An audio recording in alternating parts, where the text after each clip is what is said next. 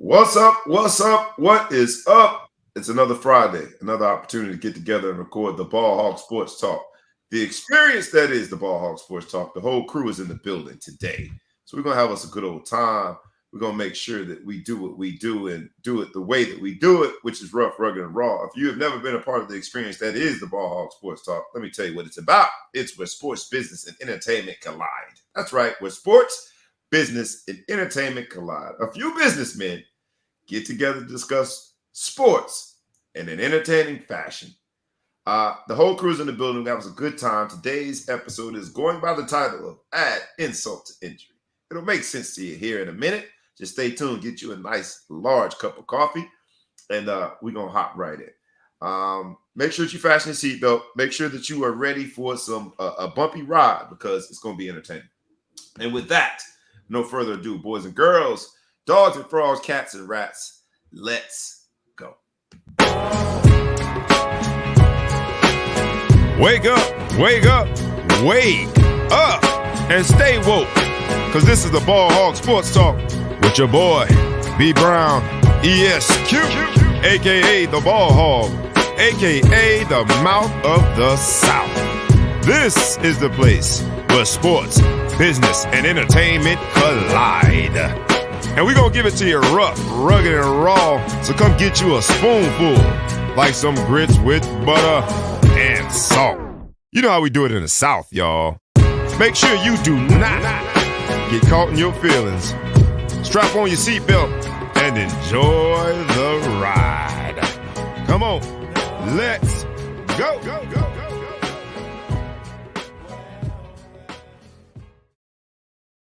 Yeah, you know what it is. When you hear the word let's go, that means that we are absolutely about to get in. Before we get in, I want to make sure I make the proper introduction and say hello to everybody from the mid-coast, the coast that is an hour behind. Middle coast. Middle Come coast. on, man. Sorry, I keep messing that up. The middle coast, which I think is a defined term created by you, but I'm going to go with it. That's in the Bible. The middle coast that is an hour behind or an hour ahead, depending on how you look at the world. The man, the myth, the legend, who shall be intergalactically known, intergalactically respected as the Big Flow Show. What's up, my bro? Man, what's good, America? I haven't talked to America in a week or so, man. I missed y'all. Had stuff to do last week. But I'm back, man. I got a lot to say. I got a lot on my mind, man. So we're going to talk today. He back, you know what I mean? Like he never, ever left. All the Big Flow Shows in the building. And you know who else we got? The man, the myth, the legend, who's on the East Coast, on the right time, as I shall say. Mr. Beantown, the man who represents Boston, all that he does, how he represents himself. It's a real tough intellectual, and there's some positive things about Boston, and we have somebody that represents all of those positive things, none other than the man, the myth, the legend, ETP Els, the producer. How are you, my brother? Good. Happy Friday. Happy Friday. Just happy to be here and happy for everybody that's here listening. We don't say it enough, or we say it, but we can always remind them, thank you for listening and really just appreciate. We're here every week and I'm happy that you are too. Yo, respect. Matter of fact, I'm going to go ahead and double down on that and thank everybody for being a part of the journey, man. We started off radio, then we went to basically just a mobile phone. That was an interesting era. And then we moved to a new platform, and we then moved and got into the podcast space in addition to YouTube Live and obviously Facebook Live. And I say all that to say, man, we couldn't have done it without you all. And is it where we wanted to be?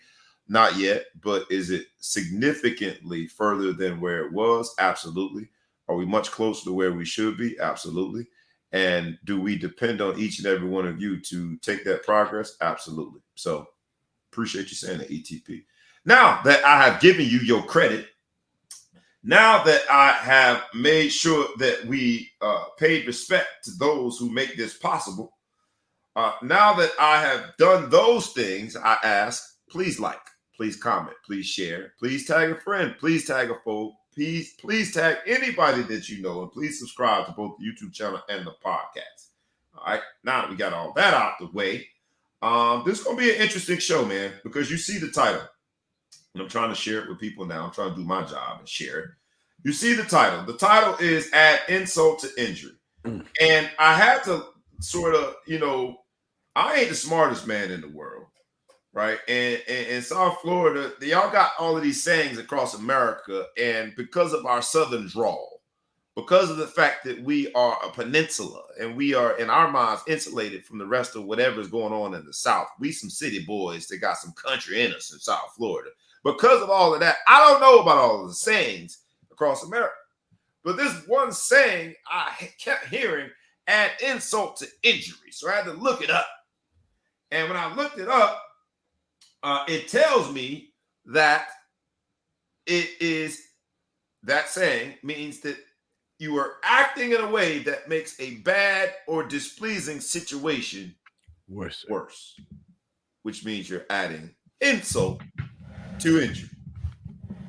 You are acting in a way that makes a bad or displeasing situation worse. That's called adding insult to injury. So I always thought it was like you insult the injury. So like I stubbed my ugly toe.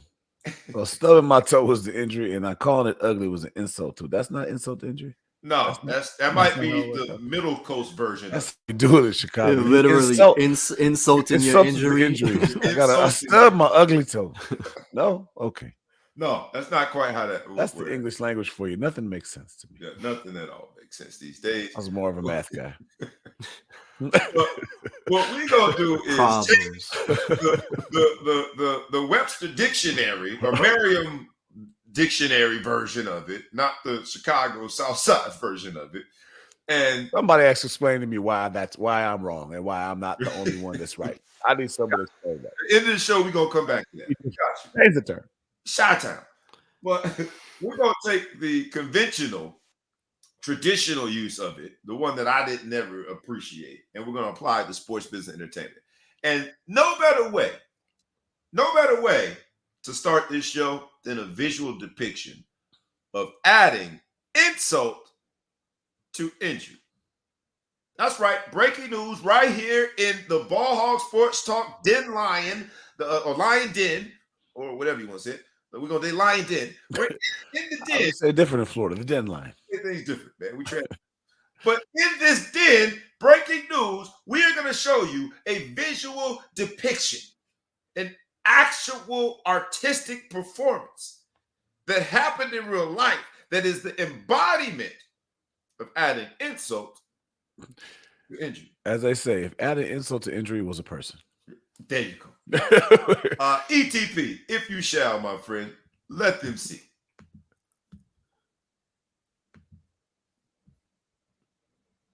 A teenage wrestler has been cited after he sucker punched an opponent, this following a match. A warning now that the video you're about to see here may be a little bit difficult to watch. It all happened on April the 8th at Oak Park River Forest High School. Take a look right here. That's 14-year-old Cooper Quarter getting punched right in the face. Now, we blurred his face at the family's request. Oak Park police say that's River Forest High School. Take a look right here. That's 14-year-old Cooper Quarter getting punched right in the face. Now, we blurred his face at the family's request. Oak Park police say the other teen, who's also 14, has been cited with assault under a local ordinance. Teenage wrestler has been News. Shout out to ABC News for giving that to us since they didn't show their logo in there. ABC 7. Yeah, we saw ABC the logo. 7 News in Chicago. I didn't see. I just want to make sure I see it. Yeah, don't come get us. Don't come look. Don't come for us. ABC 7. What you say as a coach? ABC 7 Chicago. That's what it is. Hopefully, yes, that's ABC 7 Chicago. I will say that kid's from a real moist high school. Nobody tough. Moist. Hold on. Is that another defined term? What's moist? Moist is something that's not tough. No man wants to be moist, right? That's not tough. That's a real moist high school. I don't know where. I don't have to dog the 14-year-old, but you know what they say as a coach? Where was all that fight during the match? Yes. Huh? So you want to swing on the dude now? Where was all that toughness during the match? Let's make sure we give them a little bit of context. First of all, what's up, my man Andre Compton? Crump in the building, Notre Dame's finest. Good morning. Good morning. And we want y'all to comment, man. So y'all weigh in. You see a high school wrestler, a little bit of background, high school wrestler loses.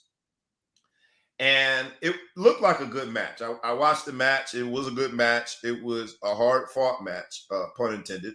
And then as they are going through the customary handshake line, the version that is not a line, but just two people, the handshake, customary at the end of the wrestling match, the person who is in defeat, the one without his hand up, sets him up with the good old 52 card fake out. He gives him the handshake. And when the other guy, the victor, looks down at that hand to make sure that his handshake is a firm handshake, he wants to give him respect. He get hit with one of them old Joe Sausage Head sucker punches. And so with that backdrop, and knowing that this teenager, they blurred out his face because they're teenagers, has been cited with what they cited with, whatever they cited him with. Assault. Moistery. Bitch assness is what I think is the technical term, the law. What you doing? I shouldn't call a 14-year-old that, but come on, man. Hey, man. Hey, you got to raise the kids right. He added insult to injury. There was already injury, a bad situation. Let's go back to Merriam definition. Act in a way that makes a bad or displeasing situation worse. You just lost. You just took the L. You just unfortunately came up on the wrong end of the wrestling match, a bad or displeasing situation. And now you didn't knock this man out with a sucker punch and made it significantly worse. That is a visual depiction of adding insult to injury. And what we call it, whatever we call it. Moistness. That level of moistness. Visual moistness. Is the beginning of this show. Because we have seen a lot of insult added to injury in sports, business, and entertainment this week. And how dare we not bring it to the front of the congregation? How dare we not talk about it? And we're going to start talking about it as it pertains to the NBA playoffs. Because there's been a lot of injury. And there has been a lot of insult.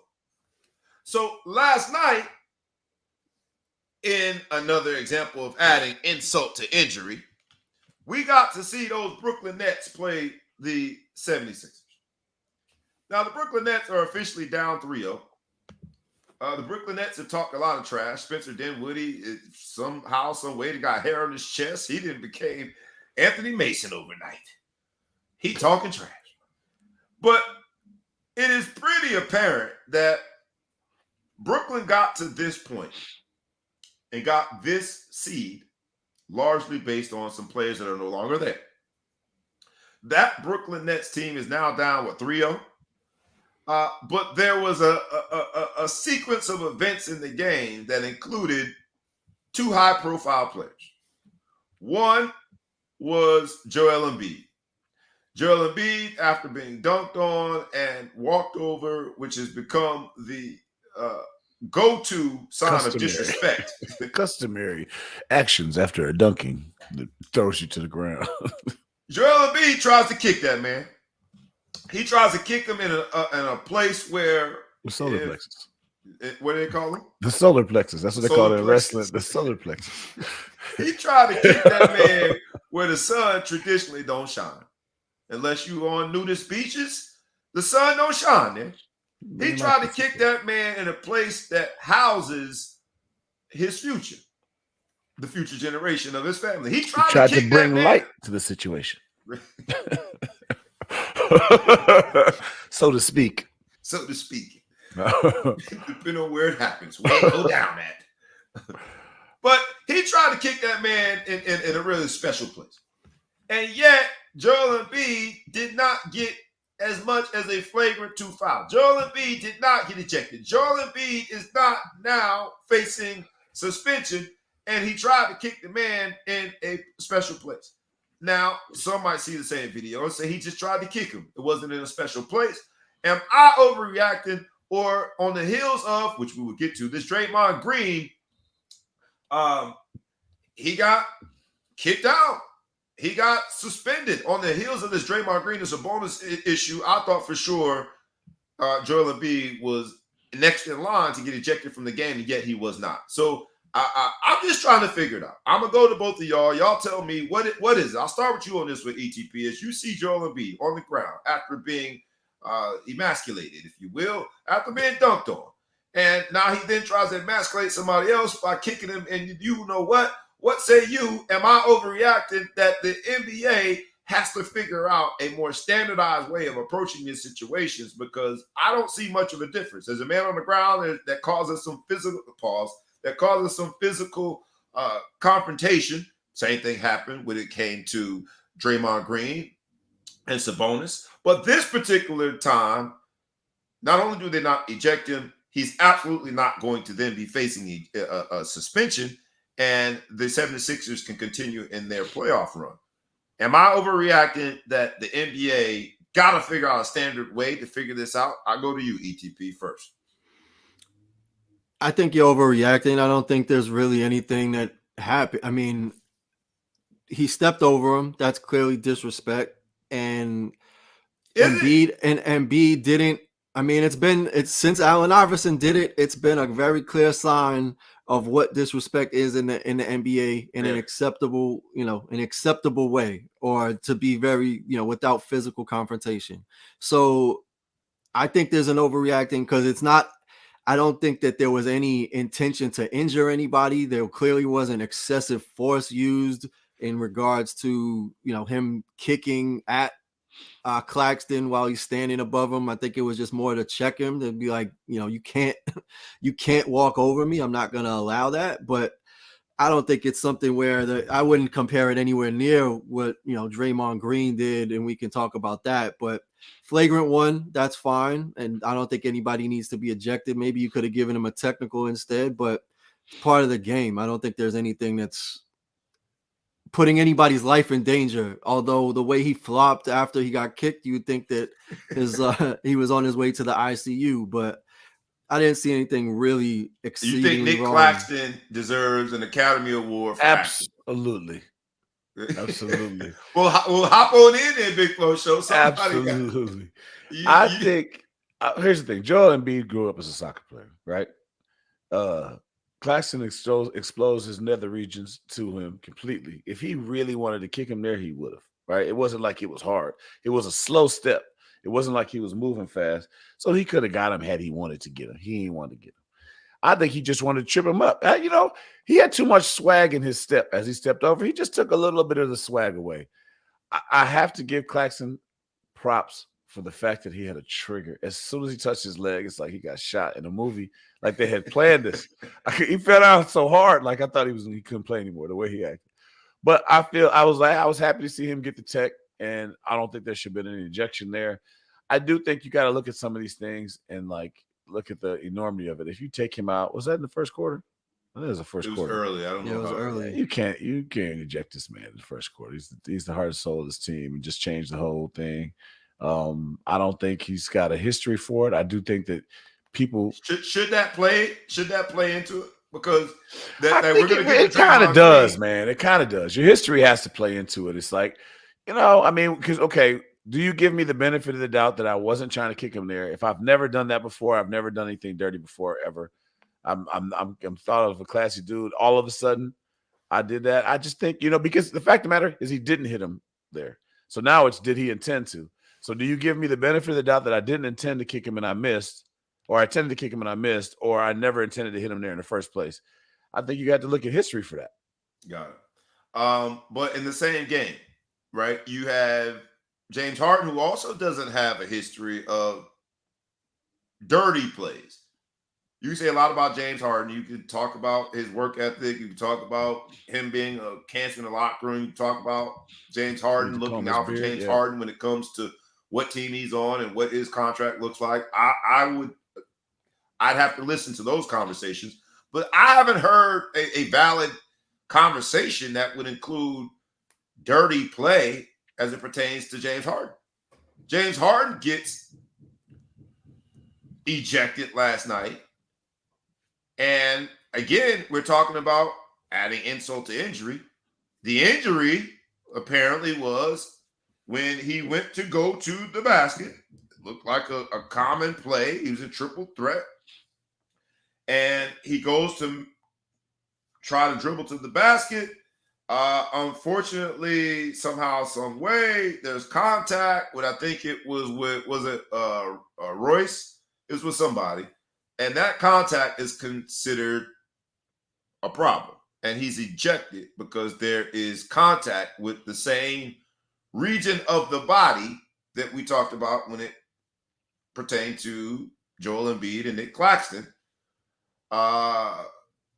Royce gets hit down below where the sun don't shine, and James Harden is ejected.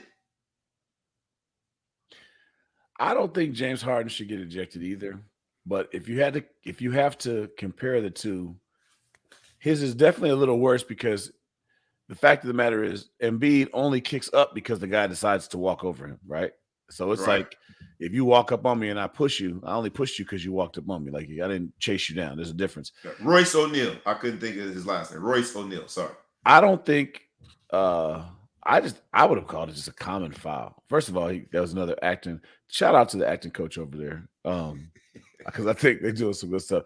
He ain't really hit him like you said, but you're telling me they got a skills coach, a shooting coach, and an acting coach. They brought in one of them soccer dudes and said, "Man, we need to shoot these guys how to flop and really act like they're dead." Acting coach. Shout out to the acting coach over there. But I mean, he's doing that sweeping movement that he does, and he just follows through. He's not looking. He just like the guy's behind him. You know, I don't think he hit him in the exact spot either. I think he kind of caught him inside of the leg, but I think he's just trying to pull away and like push off. I think it's a common foul, personally. But don't push out those remarks on there. Hey, what up, my man? Truthful George, Cheeky Blackhead. Truthful George, stay tuned because we got boxing conversation coming up. But cut it off, man. In this case, you don't like that. He talked LeBron, LaFlop.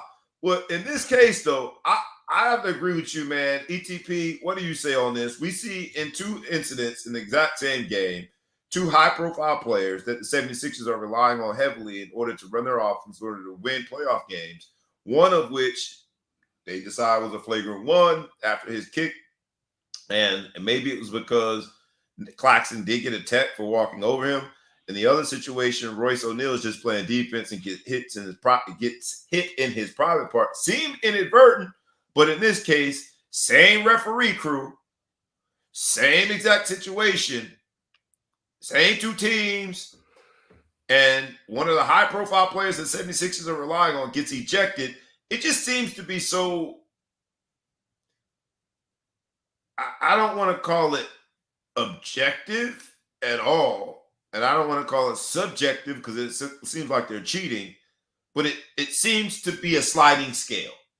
And I don't know how, as a player, you determine where the line is drawn if the scale is always sliding. Does that make sense? I throw it to you, ETP. It just seems in the same game that those two situations don't make sense to happen in the same game. What say you?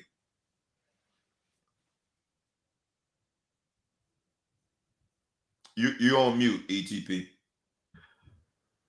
I think the issue out of all of it is that Harden got ejected. It's relatively incidental contact. Maybe you can call it a flagrant foul of some sort, but to eject somebody on a basketball move because they essentially hit somebody in their groin isn't really something that warrants an ejection or even an elevated, penalty. So I think that's more the issue. The Embiid situation is fine. I mean, obviously, it's always the second guy, right? That's what we always talk about. Somebody hits you, hides their hand, and then you get, penalized for the second, the reaction or the response. That was handled totally, within the bounds and expectations of the game. Harden getting ejected, I think, was just heavy-handed, and I think, they were just trying to maintain a level of control that I think didn't necessarily need to be maintained. Hold on, heavy-handed? Oh, my bad. Go ahead. Exactly. Hey, maybe too heavy-handed in the sense that that could have changed the game. It really could have changed the game. And in the playoffs, every game matters. And that brings me to let's do this first. Let's talk about last night's games. And I want to make sure I at least acknowledge that there was another game. The Phoenix Suns were triumphant over the LA Clippers. So that game, in this episode of adding insult to injury, it was less about the insult and more about the injury. We know Paul George is out, but last night, after 2 games of brilliance, one in a victory, one in a loss, but last night Kawhi Leonard does not play because of knee soreness. And we start off the show with the Big Flow Show introducing us to this defined term of moistness. There's now this question about whether or not these players, are you hurt or are you injured? And it would be tough to really digest that you're injured because you just played in game 1 and game 2. And so when then you hear the description being knee soreness, it just sounds like a version of, hurt. And for generations, players have been expected, if not in the regular season, because I think they have now gotten us to a point that they have normalized load management. We just have to accept that it's going to happen. But in the playoffs, there's no way that you would think that there's any form of load management. You're going to go out there and do what you need to do in order to win. Now, we're going to at least analyze. I'm not going to critique. I'm going to analyze the situation when it comes to Kawhi Leonard. But I want to acknowledge Kawhi Leonard's also the same man that in Toronto almost single-handedly won a championship on the heels of being sort of excommunicated from San Antonio. So shout out to him. I don't want to question his toughness, but there is this broader question that is not specific to Kawhi Leonard, that is more about this generation of NBA, about just this generation of players, about whether or not moistness, as the Big Flow Show has now coined, whether or not it is a display of moistness that in the playoffs, you have to sit a game out, knowing that your Batman or Robin, whoever you want to call Batman and Robin with Kawhi Leonard and PG, knowing that your other superhero can't play, it just seems tough if I'm a Clippers fan to accept that Kawhi Leonard is out because of knee soreness. ETP, I'll throw it to you. Go ahead, Big Flow Show. I'm sorry. I said at least pick a better adjective. Soreness. Like, I'm sore now. I'm still talking, right? My back hurts. My knees hurt. I'm old. But don't use soreness. Say like sharp, like debilitating pain. You have the choice of words. Because then you come back the next week and say, man, this dude came back from sharp, debilitating pain. And he came back and played. Now we think he's tough. Look at this dude from the hockey, the Mr. Man with the blade, whatever. That's tough. That's tough. I'm sore.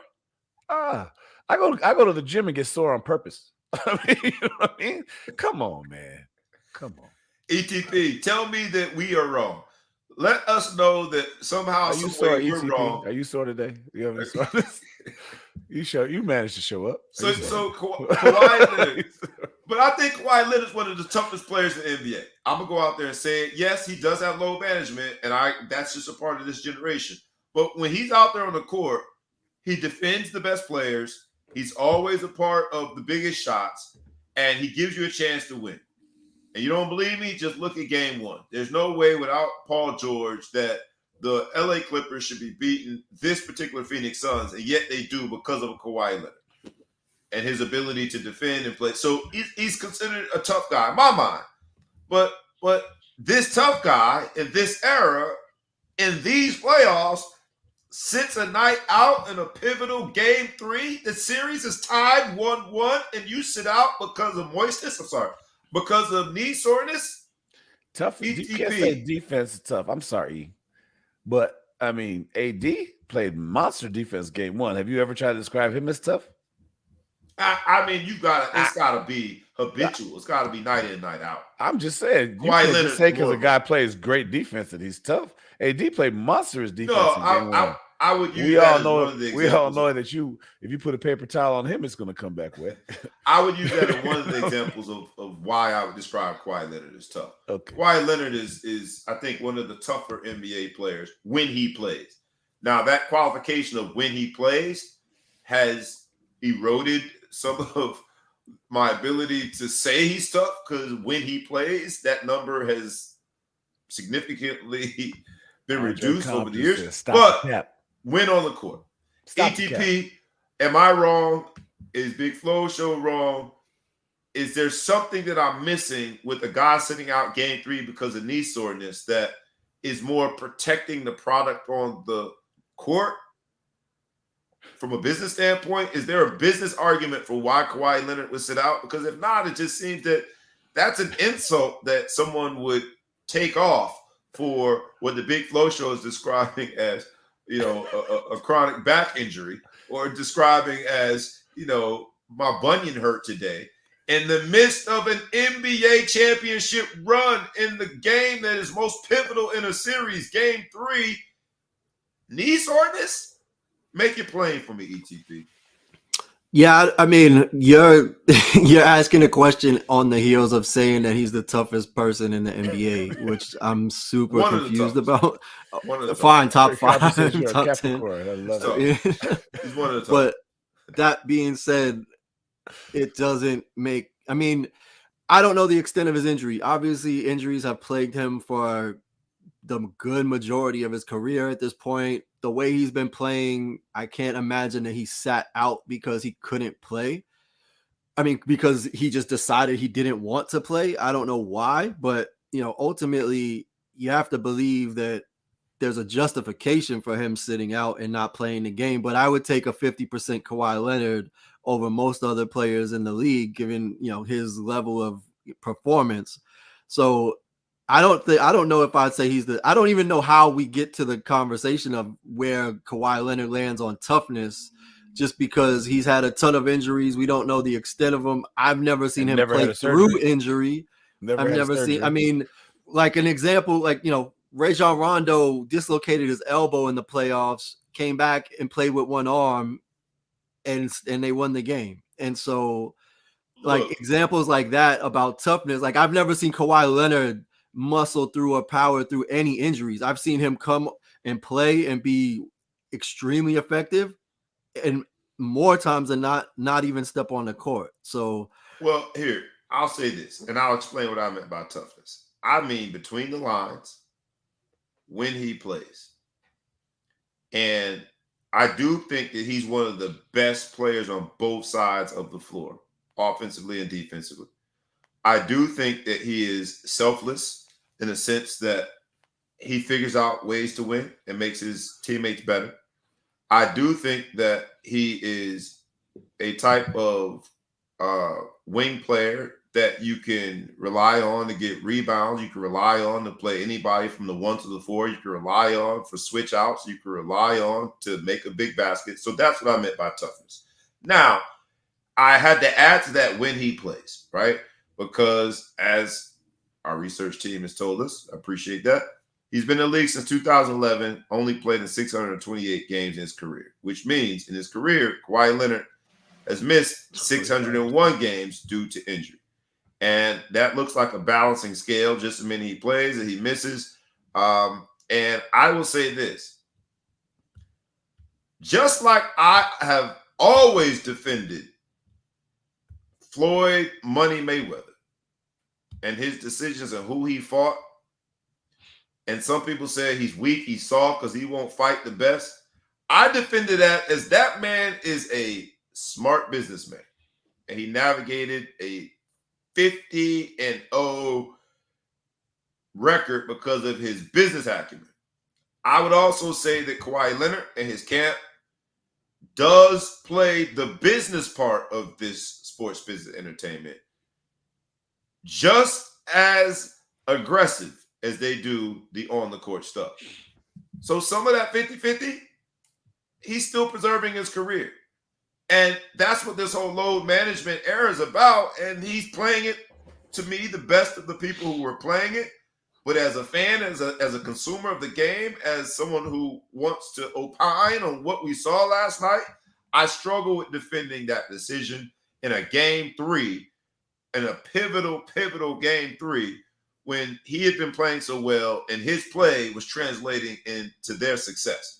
So where's you're saying he's a tough negotiator? Well, I'm trying to understand what the toughness that you're talking about. You just said he ducks fights based on your analogies. He ducks fights, so that because he's preserving himself. I don't think he's ever had a cast or a surgery, but he's missed half the games. I don't understand how that's tough. When One of the toughest, not plays. just how it's tough. You can't say that. Yeah, You when can't- he you're plays, he's allowed one of to- the best players. But what about? I'm just so confused about this toughness. How is he tougher than Anthony Davis? How's he tougher on the court than Anthony Davis? Stop saying that. You're saying a Toughness is better player, like tough. What do When you Anthony even mean Davis by plays, tough? he's a monster. I don't think Anthony Davis is a monster at all on the court. I think Anthony Davis can score. I think Kawhi Leonard can do anything and everything his team needs him to do. He's a better passer. He's a better scorer. Do you he's think a better that they have defender, their share and of at time times, sharing? significantly shorter, he's a better rebounder. So I mean on the court toughness. That's what I meant. On the court, between those lines, that dude plays the game the way it's supposed to be played. And to maybe, and now y'all got me defending the indefensible. Maybe that's why he takes so many games off, because he feels as though if he can't reach that level of intensity on the court, then he's not himself. Maybe. I think it's more because of a business. Now you just Wouldn't say that be contradictory to the now you idea just said of he's a tough? front runner. Now you just called him a front I runner. ain't calling man a front runner. I say he's a Wouldn't that be businessman. contradictory to the idea of tough if he's like, I can't be 1,000%. I'm not gonna step on the court. I'm gonna work through this pain. I'm gonna put everything on the line for my team. Like this doesn't.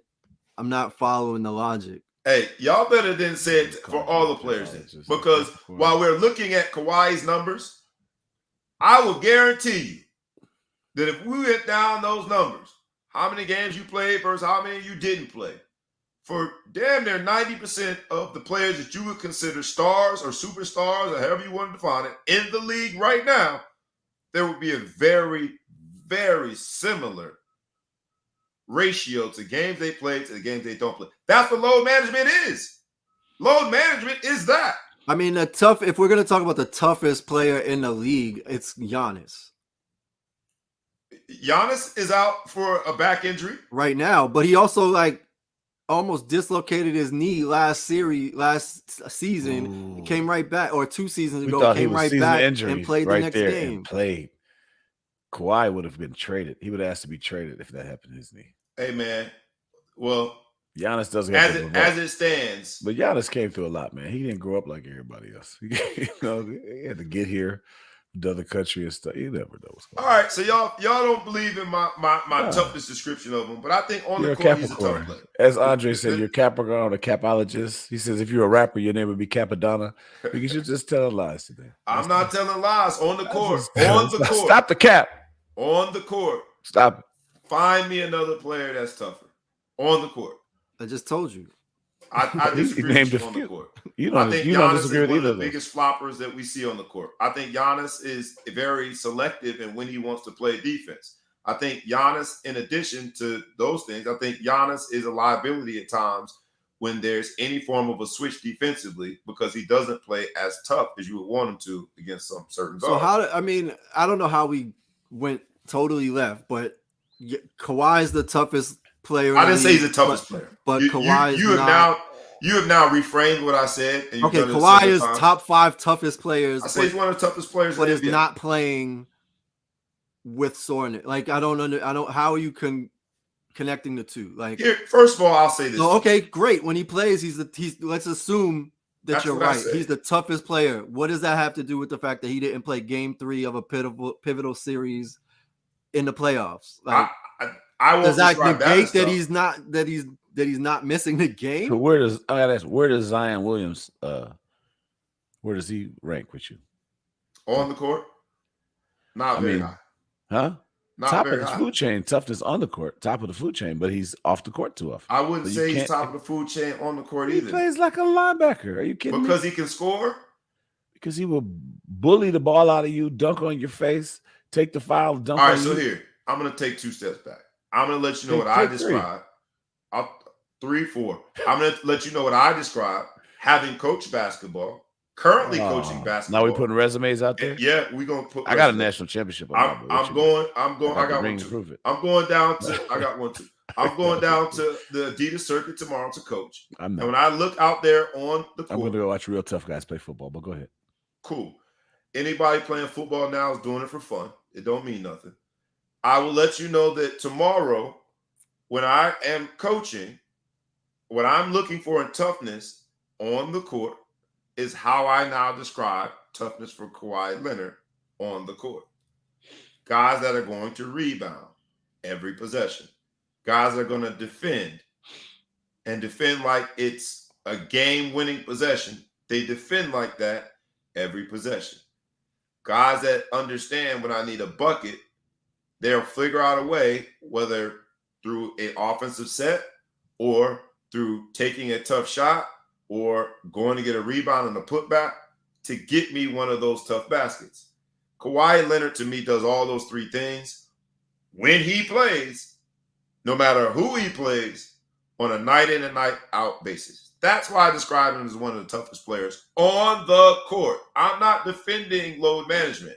I'm not defending him missing. Well, do you think 3. this is load management? I think that's I the don't question. know Is if like, it what is. does that have to do with him missing the game 3? Well, So, I with qualified With him missing game 3 by saying I think he's one of the toughest players. And then I put it to both of you to say, sort of, all right, what do we make of this? Is this just par for the course in a load management generation, or is this particularly moist for a Kawhi Leonard under the circumstances? I don't know how bad his knee soreness is. As we evaluate each one of these situations, that's the challenge. The old adage, that question, which is a rhetorical question, are you hurt or are you injured? The only people that can answer that is the person with the affliction and the medical staff. I'm neither. So I don't know how bad the knee soreness is. And I'm throwing it to you guys to say, just how impactful do we think load management is, the error, or is this just a Kawhi Leonard thing? Before we get out of here, ETP, you get final word on it. Regardless if you agree with him being tough or not on the court, let's analyze him missing game 3.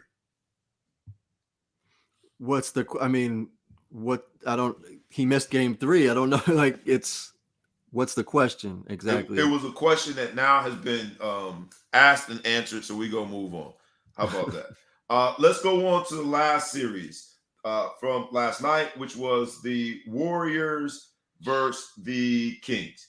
And we've got the Warriors now facing what is considered to be the insurmountable task of overcoming a being down 2-0. But what did the Warriors do? Without Draymond Green, what do the Warriors do?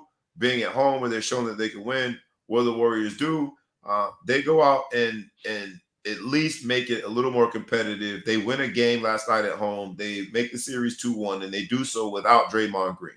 So let's talk about the Warriors and their prospects of winning this particular series, because Sacramento is for real. Like the beam and the whole momentum there is real. So first, let's go into just a real quick analysis of whether or not you think this particular dynasty is over. And normally dynasties end by way of losing to a young team. They're facing a young team. Do we think this is the beginning of the end for the Warriors? I'll go to you first on the ETP. What I'm happy about is that they won game 3 without Draymond, because if they had lost, then that would have been the excuse for why the Warriors were not able to proceed further deeper into the playoffs. I still think the Kings can win this. They should win it. They're faster, they're younger, they're relatively deeper, but for whatever reason, the Warriors at home are a championship team, and then they're a lottery team on the road. So if all they got to do is win out at home and win one game in Sacramento, if they can do that, then they're back. I don't see them going all the way through, but yeah. So I think the short answer is I think that this is the kind of the dying of a dynasty, but they could surprise. With Steph Curry in the mix, you can never count them out. But ultimately, I think it's just a matter of time before they kind of wrap it up. And Draymond's probably not going to be there next year. So if they don't do it this year, then I think they just kind of break up the Beatles at this point. Got it. Big Flow Show. Before I throw it to you, I'm going to answer Andre Crompton, because we love when y'all comment. Please keep them coming. My man Cromp asked me, I think we all agree that Kawhi is skilled on both ends of the floor, but if he balls out in one game, it has to sit out 3 for rest. How tough is that? I don't know that that's the exact ratio. Play 1 and sit out 3. And again, I don't want to defend the load management error. I just have accepted that that's where we are. And I think that we all have to also admit, to answer your question, Andre Crompton, None of us know just how bad the injury is. None of us know just how bad the pain is. The only people that know that are Kawhi Leonard and his medical staff. And I want to assume that it must be bad enough to miss a pivotal game 3, but that would be putting too much faith in Kawhi Leonard. So I'm not going to defend or deny that it was insurmountable pain such that he had to sit out game 3. All I'm saying is when the man is on the court, when that man is on the court, he gives the team a chance. And he gives the team a chance because of how he plays the game, the tenacity in which he plays on both ends of the floor. And I don't have to look much further than a Toronto team that shouldn't have won. I don't have to look much further than a game 1 LA Clippers team that should not have won to say it's pretty valid that the dude can play. He can flat out play. That's all I'm saying. That's what I meant by toughness. I ain't defending load management. Garden State, Freudian slip. So you're saying it was load management, not an injury? I don't know that. I wish I knew that. I wish I knew that. I wish I could say absolutely it was an injury. But, you know, we talked about the technical fouls and the flagrant twos and the ejection and the suspension being largely based on history. Based on history, I can't say that in Kawhi's defense. I don't know that it might be load management. I don't know. Back to Golden State. To you, the Big Flow Show. We see Golden State down 2-0. They do what they always have done. Bounce off the ropes. They go and win in game 3.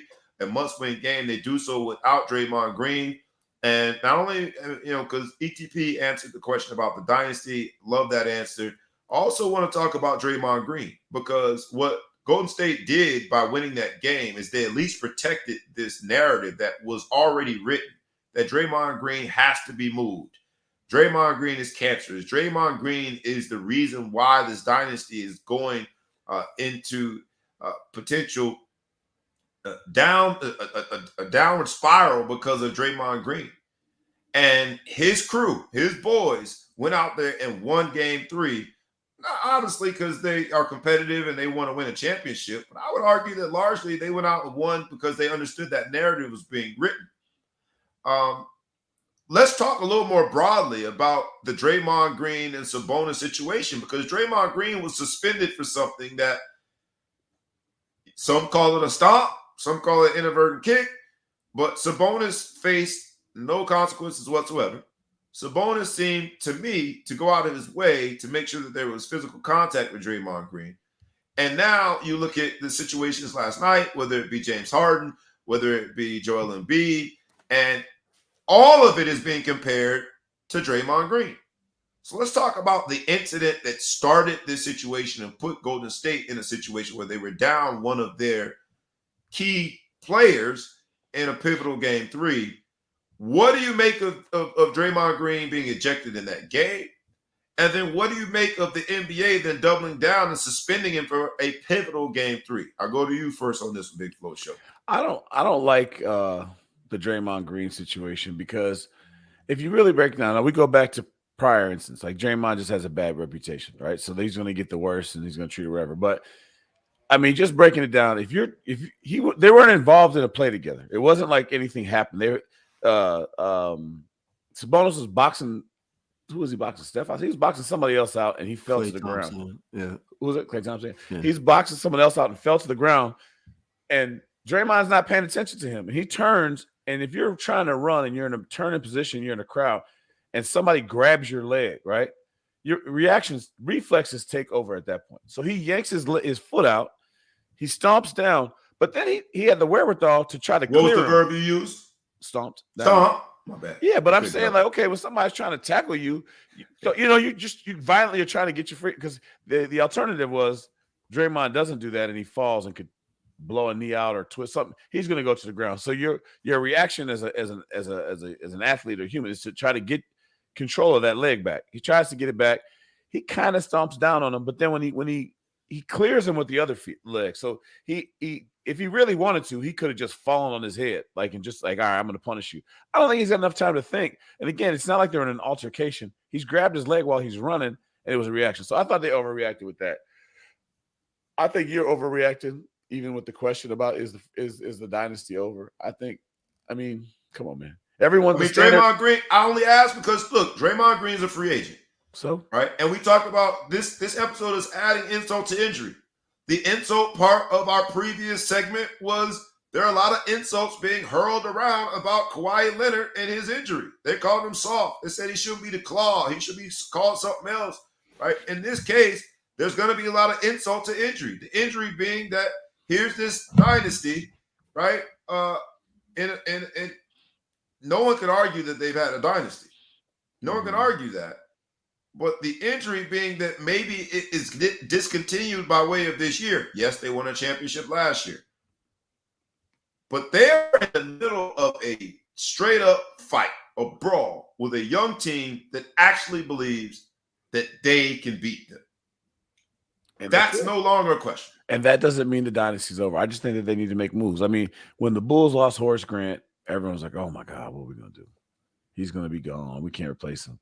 And then they retooled, bring in Dennis Rodman. They bring in some different folks, and they switch up, and we win 3 more championships. I mean, at the end of the day, I think it may be time for Draymond to leave. I'm not even convinced of that, but I think it might be. There's some signs because his numbers are dwindling.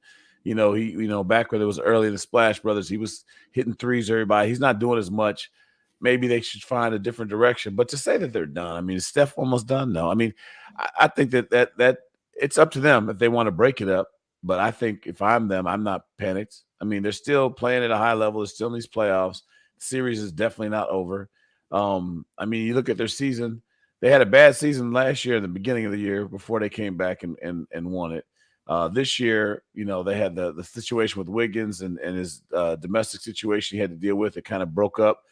I don't know how many games he missed for that, but it kind of took a large portion of the team. I don't know what the record was during that, but there's been some distractions. I think they've got that. You mean that Andrew Wiggins, the superstar? I got you. Not the superstar, but the role player. The role player and Wiggins. He's part of the gumbo. You just took the shrimp out, right? Now you got to put the shrimp back in the gumbo. So I think they have great pieces on their team. They still have people that on their team that if they did break it up, people would be dying to get. I don't see why it's over. Even if they lose the series and they're done, I don't know. I'm not so quick to turn the door because I mean you still have Steph, you still have Clay. You got Poole, you got Wiggins, come on, man, you got some pieces there. I think they still. This might not be their year, but that doesn't mean the dynasty's over unless the Suns decide to become dominant and keep that together. If Draymond Green gets another flagrant 2, he's ejected for another game. And for all the things we can say negative about Draymond Green and his antics, whether it be the Jordan Poole punch or this Sabonis stomp. We also have to acknowledge that they are a better team with Draymond Green on the floor. They are. So, ETP, I ask you the same question. In this episode of adding insult to injury, they were injured by the fact that he couldn't play last night, but not debilitating because they ended up winning the game. In a must-win situation at home, they won. That's what champions do. They are indeed still the champions until someone else is crowned. But I still ask you the question, man, because I have to, is there a sign that a bad situation is getting worse with sort of, it seems as though we're seeing the warts with the relationships, with the constant conversation about things non-basketball related when it comes to Draymond. And that normally signals that there's trouble in paradise and we might be coming to the end of this dynasty. What say you?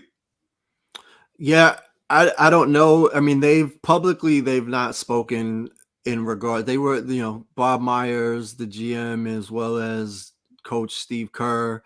They both came out and they were very complimentary of Draymond Green in terms of his contribution to their success. They also were not in agreement with the decision to suspend. They were very supportive of Draymond Green.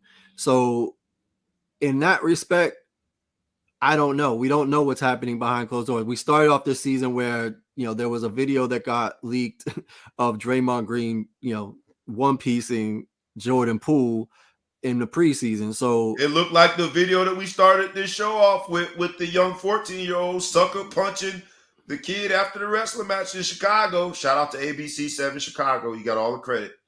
Don't snatch our video down. But it looked like that same video. So yeah, That guy.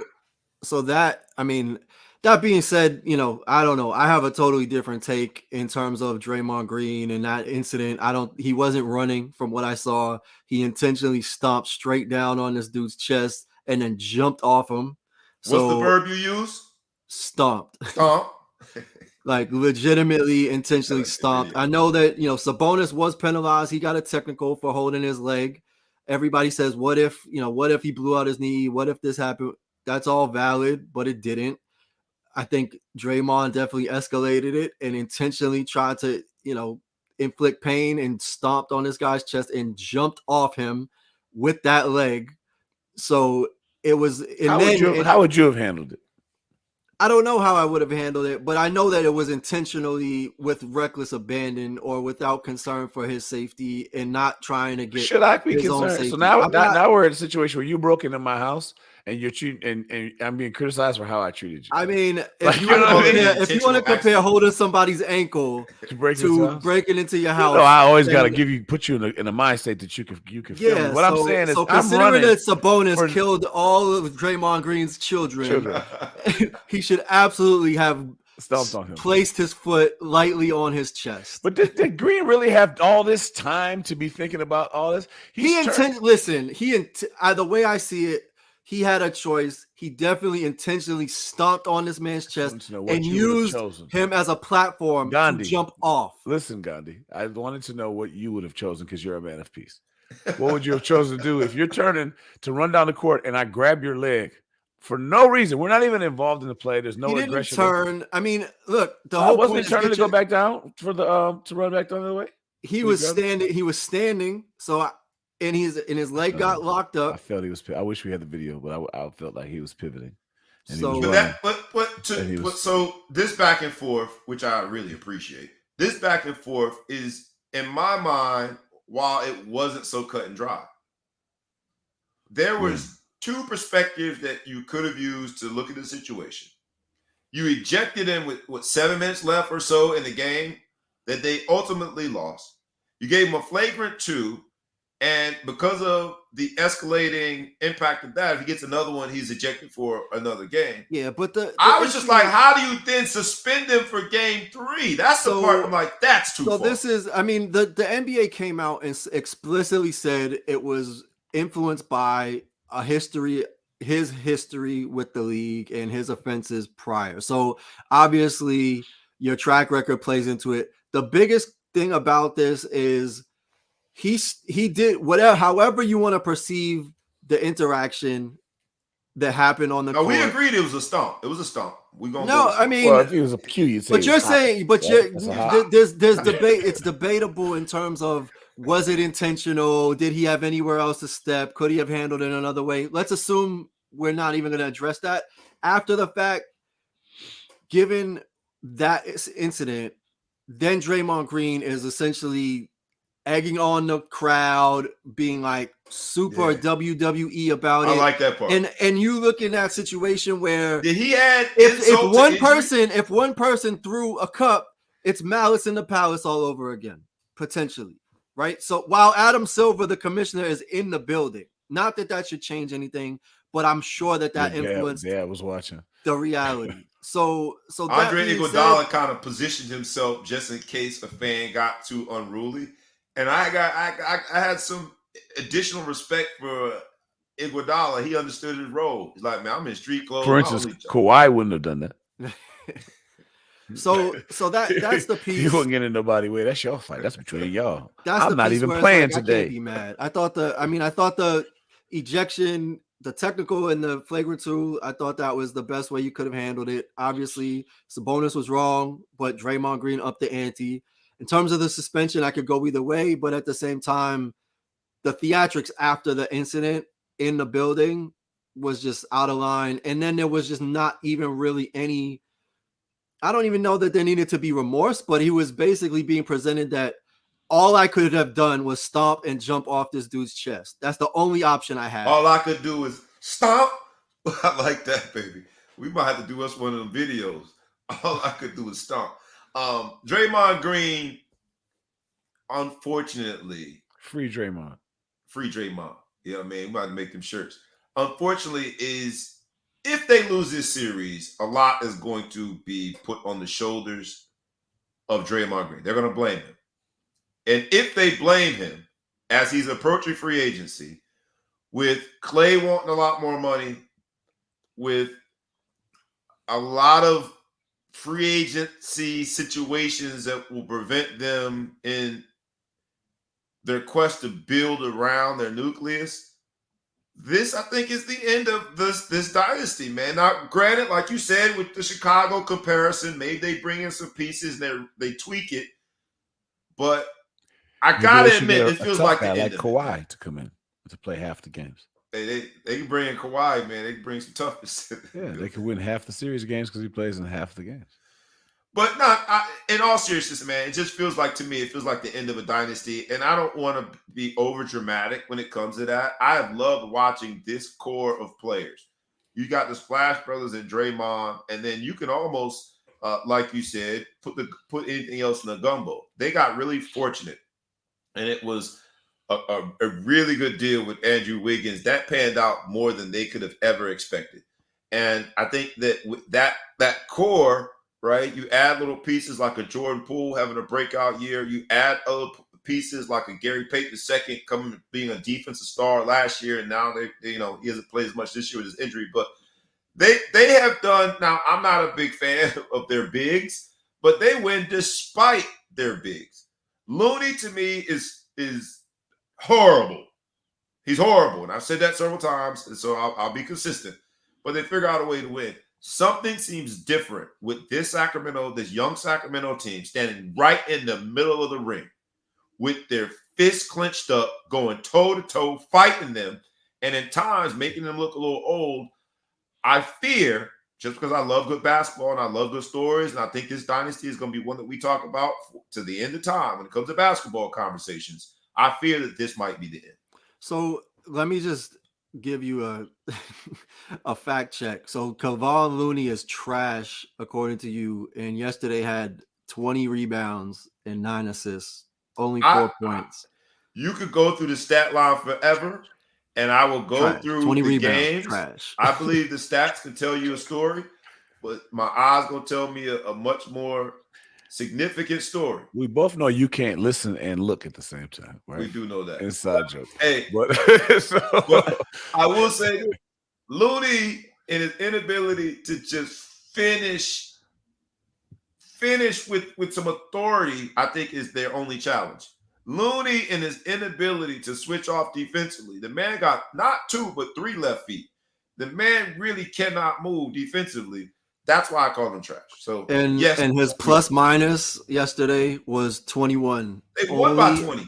The only player whose plus minus was higher was Steph Curry with 24. Trash. You asked me why I said he's trash, and it has nothing to do with last night. They won by 20. So plus minus and all of that, and his 20 rebounds is great. If they had a big that could finish at the rim, if they had a big that could defend better on switch outs, they would be a better team. Now, Looney has played his role, but Looney has played his role because they got him for 2 bus passes and a box of Twizzlers. They have him out there because he helps with the economics of that team. So, yes, I believe he's trash. That's just my opinion. Golden State drafted by Golden State. Trash. I think he is trash. Twizzlers at the draft. Yeah. Trash. No, Twizzlers in the sense that they don't have to. So look, you want to compare. So since you are looking into stats, you want to compare what Looney is making compared to other bigs. Compare him to a Karl Anthony Towns, if you will.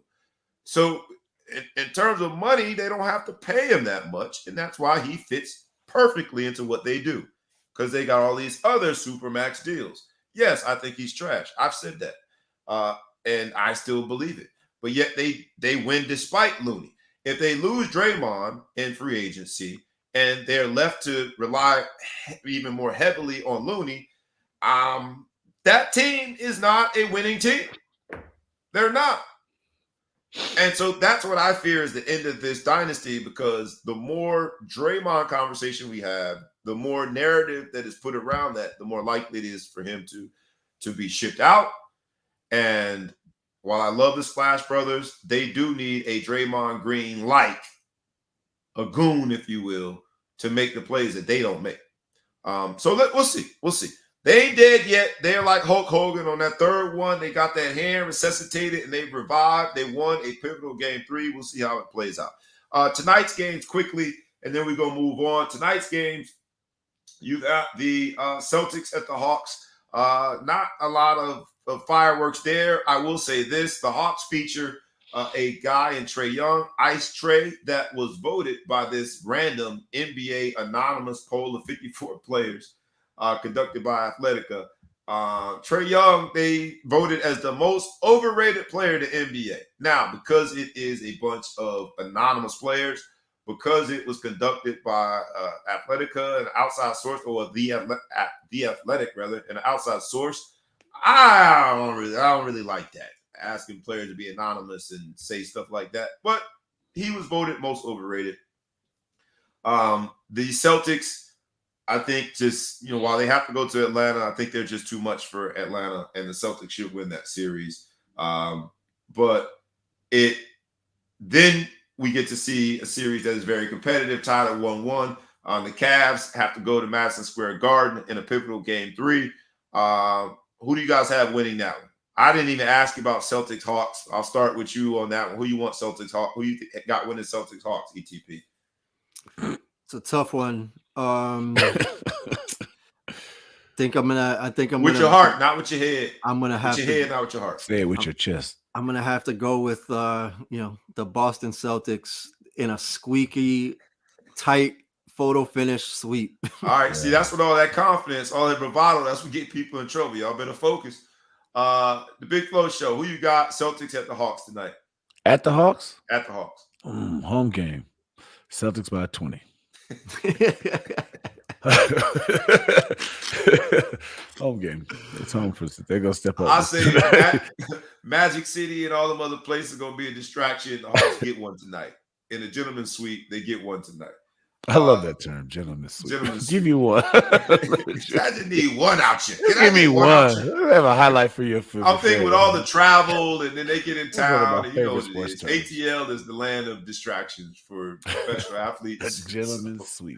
I'm giving the Hawks the advantage. Their distractions are more normalized. They win one tonight. Gentleman's suite after that. We got then the Cavs going to play at Madison Square Garden. I'm starting with you on this Big Flow Show. The Cavs and the Knicks have been a competitive series. The 4-5 is supposed to be competitive, and this has been that. And then some. Who you got winning is the Cavs at Madison Square Garden taking on the Knicks. I said Knicks. The Knicks, who in the last game, while they were getting blown out, Julius Randle had a late injury. And you've got, you got Derrick Rose. I think he's going to be fine to play. It wasn't serious. You got Derrick Rose on the sideline watching that, which is a whole bunch of just irony there. Because it harkens back to when they still had him in the game. He got injured in Chicago. We know how his injury history has been since then. But I think Julius Randle is back to 100% tonight. You've got the Cavs at the Knicks, a must-win game 3 in a 1-1 tied series. Who you got, Cleveland or Knicks? When is the last time the Knicks had the lights turned on in May? Are we in May or are we in April? April. April. Same thing. In April. Playoffs. I got what you meant. I'm gonna have to go. I'm gonna say that the spirit of Patrick Ewing is gonna come down, and they're gonna come out victorious in this game because they haven't done it. They have to.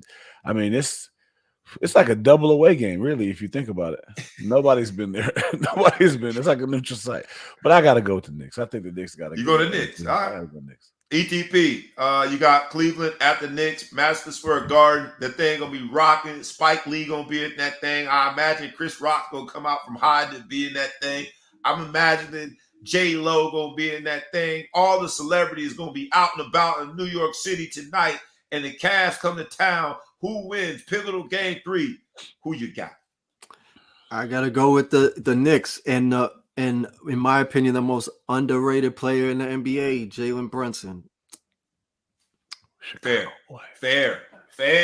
Jalen Brunson. I laughed at that as their solution and their savior is the person that's going to come in and Baller. turn the thing around, I got egg on my face. Jalen Brunson is a dog, straight up dog. He is a baller.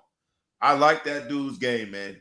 Whatever he did. His dad was in the league. He makes. I've been watching him play since he was like a sophomore in high school. He's from Chicago suburbs, and every level looks the same to him. He plays the exact same way in high school, no better, no worse than he did in the NBA.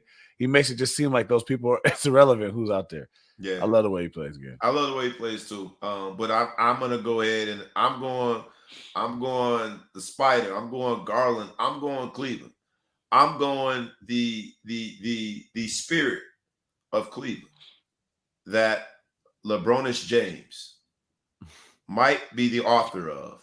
They're going to get some of those same vibes tonight at Madison Square Garden. LeBron won't be there, but there will be a LeBron vibe amongst the Cavs in Madison Square Garden. They're going to get them fits.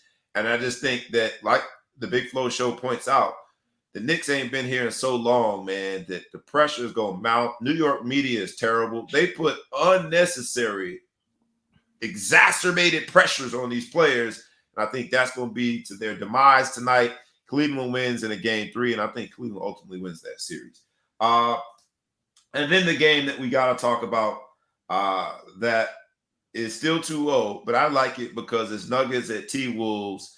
And these two teams have been pretty chippy. They really don't like each other. They genuinely do not like each other. Who you got winning tonight? Nuggets at T-Wolves. The T-Wolves are down in that series, 0-2, and it's a must-win for them. I'll start with you on this one, Big Flow Show. Who you got? Nuggets at T-Wolves. I'm going to have to go with the Nuggets. You going up? They'll go up 3-0 in that case, which has proven to be a really tall task to overcome. Sandman song. Yeah. Yeah. Sandman coming. ETP, who you got? You got the Nuggets or T-Wolves. They're playing in Minnesota. I got to go with Denver, and I think that everybody's generally sleeping on Denver, and I hope that they can actually live up to their expectations, even though everybody's seemingly counted them out as the 1 seed when they talk about who's going to be going to the championship. So I think this is going to be a cakewalk for them. They'll sweep the Wolves and move on to the next round. So I guess in the first 2 iterations of this, I went against you. How dare I not go against you again? I'm going T-Wolves, man. Now look, Karl Anthony Towns. Now look, Anthony Edwards. Look, Rudy Gobert, whoever it is, like, come on, man. Come on, man. I really thought that team this year, with all of that size, was going to do something. And they got an opportunity to. You're at home, get one for the Gipper, or in this case, for the Wolf. Get one for the T-Wolves, man. Minnesota needs this. I'm going home team there. T-Wolves win tonight. That's my prediction. Over the weekend, we got 2 games. We'll start with the one that LeBron I am James. most interested in. We're going to go the other way. We're going to go Bucks at Miami. It's tied at 1-1. Giannis, I do not think is going to play. He is playing tomorrow. Yeah. Giannis is back. All right. In this episode of adding insult to injury, his injury was a back injury as he tried to dunk on Kevin Love, and Kevin Love tried to take a charge. It was not. It was called. I think actually it was called. Did he get the charge? I don't know if he got the charge or the blocking foul. I don't remember the particulars, but he did fall on his back and has been hurt, has been slow to play. This will be his first game back. Do you got who you got? I'm starting with you on this one, ETP. The Bucks were the odds-on favorite to win. Everybody thought Miami was done, including this Miami Heat fan, based on how they played in the first play-in game. But yet Miami is now in a position to overtake the series at home in a 1-1 tied series. They're playing in Miami. Who you got? I got the Bucks. Again, I don't think Miami is going to win another game. You know what? I could take that personal, but everybody's got their opinions, and I'm gonna have my turn to. I think the only reason they won the first game is because Giannis went out in the middle of the game. Those look, are his last words. They're not gonna win another game. they're not going to win another game. You said I didn't even ask you all that. This is Right, about like, like, by the time we was this talking next about show, tonight, he by said the they time won't this win show another comes game. next week, we are no longer going to be talking about them. What you trying to say? This time next week is going to be the next. Done. Who you got on that one, man? Come on, Big Flow Show. Who you got I'm winning? tired You of gotta agreeing think about it. with- Hold on. I didn't present it right. You got these great athletes from Milwaukee, the Bucks that they call themselves, coming from a sleepy town of Milwaukee, flying into Miami where South Beach awaits. And I imagine when they land, they'll have concierge service to get wherever they want to go to. They can have some of that fresh seafood. I'm talking about they just caught the seafood. They can have that while sitting on South Beach with their size 22 dogs in the air, letting some of that Atlantic Ocean breeze blow onto their body. You telling me that they can withstand those distractions from coming from Milwaukee to win Game 3? What you say, Big Flow Show? Come on now, think about it. I think those guys are family men, if I'm not mistaken. I think they're going to be in by 9:30. I think they're going to have Even the family is distraction on the beach. They're going to have a reasonable dinner. They're going to come in. They're going to take care of their bodies. They're going to play. I'm tired of agreeing with ETP, but when he's right, I can't just go against him just to go against him. So I think he's right. And even though you didn't ask me, I don't think Miami's going to win another game. Well, I'm glad. Well, look, nobody thought Miami was going to win a game, so we've already done. You already saw. You already waving the moral victory flag. I can No, see it. yeah, it does I can sound about smell it.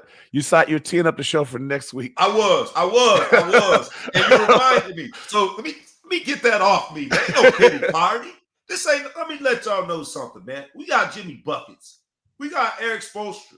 Same time. And no, we don't have Tyler Hero anymore because in this episode of adding insult to injury, the man dove after a loose ball and broke his hand.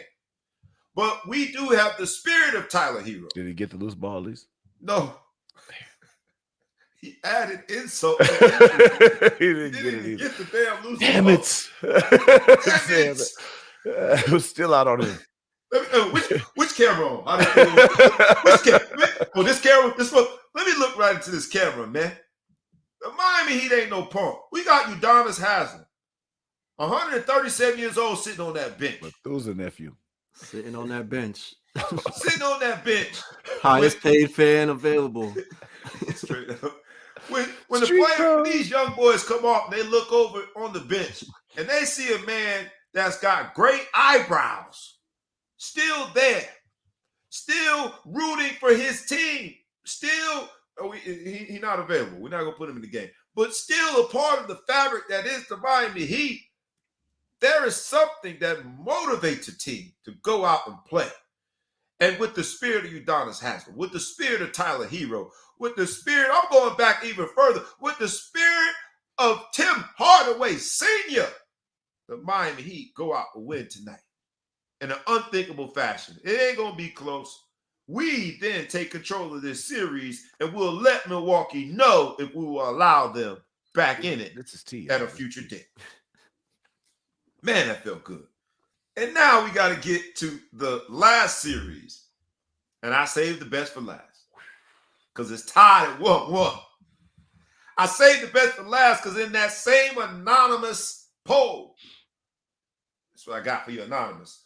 In that same anonymous poll of 54 players, they decided that MJ was the GOAT. And those 54 players, by deciding that MJ was the GOAT, might have awakened the sleeping giant by deciding that MJ was the GOAT. That anonymous poll might have poked the bear. And by poking the bear, I'm quoting Dylan Brooks. Dylan Brooks said, I don't care if I poke the bear. To me, he's just an old man. I respect him. He's legendary. But when we in between them lines, he's just an old man that I got to go dominate. And oh, man, when he said that, it brought a smile to my face because this is the old NBA. This is when we ain't got to like each other. They won game 2. They being your Memphis Grizzlies, they being on the heels of a big three by Dillon Brooks where he stared down LeBron James. And now there have been people calling for LeBron to get a little more thuggery. People have been saying that LeBron's response was, what was your word, your coin term? Moist. And we've got ourselves a series. They go back to LA.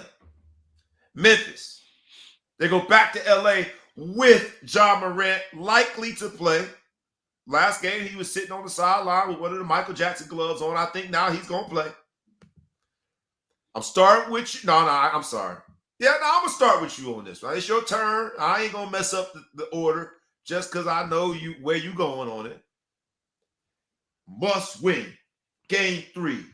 Memphis Grizzlies. And the rivalry that has become real with Ja Morant, Dillon Brooks, and all that is Memphis Grizzlies and all their bravado, they go to LA. They're going to LA in a must-win game. LA does have LeBron James. LA does have Anthony Davis. LA does have, on paper, probably the roster that you think could resuscitate their season and make a playoff run, but they got to go through Memphis to do it. Who wins game 3? To you first, Big Flo Show. Well, as you mentioned, there's a lot of beautiful sunshine. Just like Miami, less humidity. You got Hollywood Boulevard. You got Rodeo Drive. You got all the beautiful women that are out there in California. Hollywood. Ja Morant, we all know, is immature. We all know he's been known to come to the club strapped and then show out. He dyes his braid and his hair for the day, to match his outfits. He's coming off of I'm not even gonna tease his injury because that looked painful as hell, but he coming off of a bad wrist. His Michael Jackson glove, he might wear a glitter glove this time. You never know what's gonna go on. I think the distractions are too great. What's the name running his mouth? I refuse to even say his name because he's not worthy of being spoken about by name. Running his lips about the king. And now he's going to the kingdom. And they're about to take this L. Lakers in 6. Lakers in 6. Now, I see, thank you, my man, Dennis Collins. What's up, good bro? Chimes in. He says MJ been the GOAT, talking about that part of it. But then he says Grizzlies in 6. And I ain't no mathematician or nothing like orange that. Sweatshirt off? What? I struggle in math. But I do know both cannot be true. Mathematically, the Grizzlies can't win in 6, and the Lakers can't win in 6. One of them two statements got to be false. We will agree on that. ETP, you've agreed with the Big Flo Show the whole time. And I'm saying that because I'm hoping you don't agree with him here, and I'm trying to taint your vote. So here, in the form of true transparency, I say you didn't agree with him every time here. Now, Memphis Grizzlies, they are the higher seed. The Memphis Grizzlies have played holistically better basketball over the season. The Memphis Grizzlies with Ja Morant has been considered a contender for winning the championship this year. Do the Memphis Grizzlies go to LA and beat the Lakers in a must-win game 3 with a tied series at 1-1? What say you? So I don't think that the Grizzlies can win in LA coming off of that loss. And I would hope, for the sake of LeBron James' legacy, because all the Michael Jordan disciples would use this loss as his inability to live up to the expectations, and Jordan would never let anybody talk down on them the way that he did without coming back and putting up 50. So I would expect and hope that LeBron puts up has a monster game, defends home court, keeps the advantage. But I don't know that they can win the series. LeBron does look, I don't want to say he looks old, but he just looks a lot less interested in the game at this point. So I don't know if they pull it off and win the series, but I think that the Lakers do win game 3. Thumbs up or thumbs down. I know where you're going to go with it, Big Flo Show. Y'all know where I'm going with it. I think Memphis wins. Again, disagree with both of you. I think Memphis wins this one and takes control of the series. But we are, regardless of what side of the fence you fall on, we are in this era where you have to acknowledge that LeBron deserves to be in the GOAT conversation. And with that comes a level of respect. Even though I choose to focus on 4 years of his career when he was playing for Miami, that's where I give the most respect. I got to respect his entire career.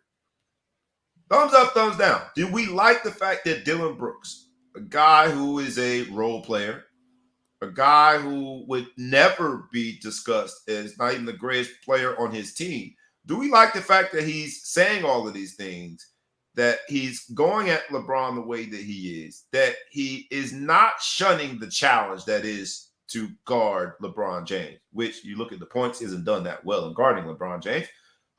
Do we like that? Thumbs up, thumbs down. What are you thinking on it, ETP? Is this what we need in the game?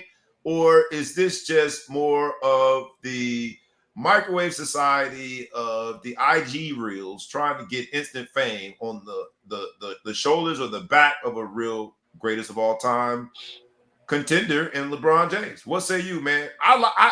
Matter of fact, I'm wait. What do you say, ETP? I mean, everybody wants to, rivalries and villains, and I mean, all of that. That's what makes sports entertaining, right? And we talked about it with the issue around, women's basketball and the girls being, or Angel Reese getting all this flack for being too argumentative or trash talking. And this is exactly what the game. I mean, this is what people want to root against and for. So it's good for the game. I'm surprised that this guy's consistent no matter who's on the other side of it. It's an act that he lives for. He's taking it from Pat Beverly and all these other guys of the past, and making their living and earning their salary by trying to get in the heads of the other team. So it's all good. It's all part of the gamesmanship of competition. I don't find anything wrong with it. He's not talking about his family. There's nothing questionable. He's not stomping on his chest. I don't see anything wrong with it. But hopefully LeBron can rise to the occasion and let him know that he cannot do that. Don't disrespect the throne. Big Flo Show, I kick it over to you, because in this episode of adding insult to injury, do you find it insulting that a guy of Dylan Brooks' caliber, categorically not even the same stratosphere as LeBron James as a basketball player, on the court, off the court, legacy, championships, not in the same stratosphere, do you find it insulting that he's going toe-to-toe, calling the GOAT out, if you think he's the GOAT, which I think you do? He's calling him out. He's calling your king out. Said he's just another guy on that court.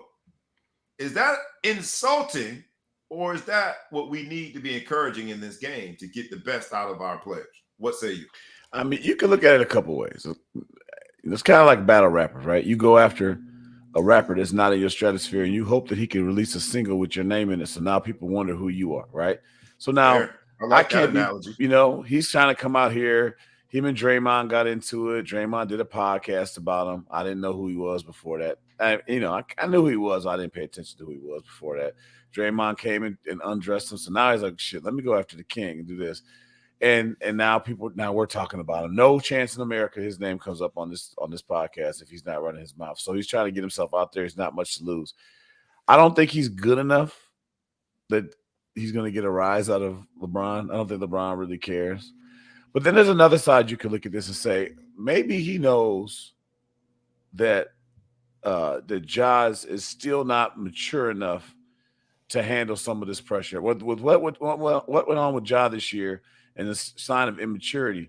Maybe he's doing this to constantly take the pressure off Ja Morant and stay in the headline and allow this man to just play basketball and not be in the middle of everything. And I'm just going to keep running my mouth and keep talking it, and I'm going to take the pressure off Ja. I actually would buy that, and I would actually applaud him for doing it if that's the case.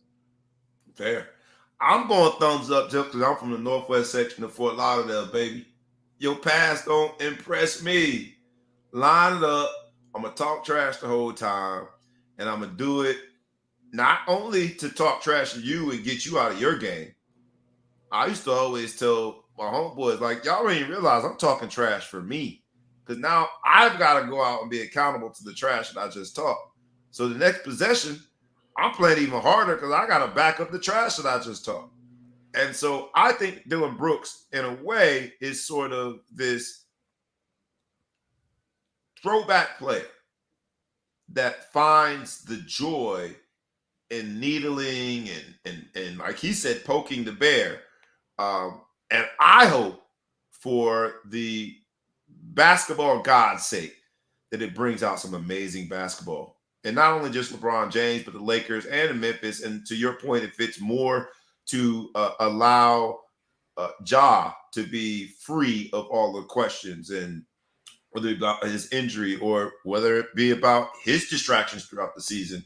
I think from a strategy standpoint, I love that as well. So should be a great game tomorrow. You got Miami hosting the Bucks, and then you got LA hosting the Grizzlies. Should be a great game. All in all, we went through each one of the series, and in this episode of adding insult to injury, y'all, everybody drinking, I'm drinking. Cheers. I pause at this moment to say it's my wife's birthday, man. So I did an early glass of wine. Happy birthday to my What you doing it's for my your wife? dog's birthday. Since you're drinking to her, what you doing for her tonight? What you celebrating with? Horse and carriage? What are we talking about? We are on the way down to basketball. Like I said, man, I'm coaching this Trip to weekend. Paris. Yeah. Yeah. The least you could do is toast her. Okay. That's what you got. Toast to, we've been together for 27 years, man. So I celebrated 27 birthdays with her. Married for 17. Long time. It's my dog's birthday, and she's the person that has to deal with all of my shenanigans. So I toast to her. Happy birthday to my wife. Let's hop into NHL, man, quickly, because it's going to be a very, very brief conversation. Why? Because I don't know hockey that well. But in this episode of adding insult to injury, we talked about the flopping that goes on in the NBA. I just wanted to salute. I had to pay homage and respect should be offered for an NHL player, plays for the Winnipeg Jets. The Winnipeg Jets are playing the Vegas Golden Knights. And there's a player that plays for the Jets by the name of Morgan Barron, who, as fate would have it, he falls and gets cut by a skate, by the blade on the skate. Needs not one, not two, I can't even do all of them. He needed 75 stitches in his head. And the man, after getting 75 stitches, came back on that ice to try to finish the game. If you compare that, although I call him a tough guy, if you compare that to the knee soreness of a Kawhi Leonard, Moisture. How moist do you gotta be when you compare those two things? That's not even like, that's like straight up. That's like the East Coast West. They are so far apart. So shout out to Morgan Barron. The other NHL, well, not NHL, but hockey topic that I had to talk about real quick before we get rocking and rolling, man, is the charity game. It was the 49th charity game where the fire department, FDNY, plays a charity game against NYPD. Everybody knows that group of people, police department. And it's called the Heroes Hockey Game. The charity goes out to like families of first responders who died in the active duty, and it goes to different charities. But in fact, I want to make sure the charity, it goes to charity. This game is so high profile, it's sold out. This game is so high profile that Wayne Gretzky, the great Wayne Gretzky, was in attendance this year. And all of these things that you would think are so amazing about this benefit, charitable benefit, ended in an all-out brawl. The fire department, FDNY, has won like the last 5, so maybe the boys in blue, them guys, NYPD, felt a little particular way about it. But if you have not seen it yet, Go Google it. FDNY versus the NYPD charity hockey game. And these dudes was bucking. I thought it was amazing, but also it's just kind of like, this doesn't feel like a charity.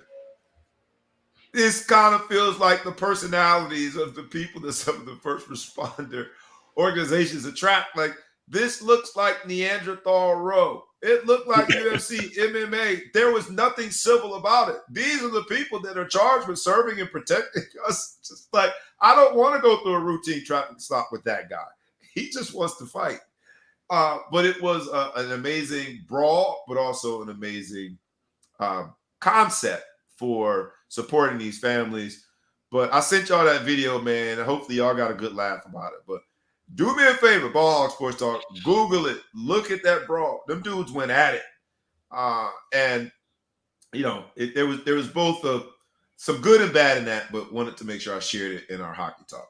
Let's go home on this, man, because we've got Jalen Hurts. Jalen Hurts is now signed the largest contract ever in football.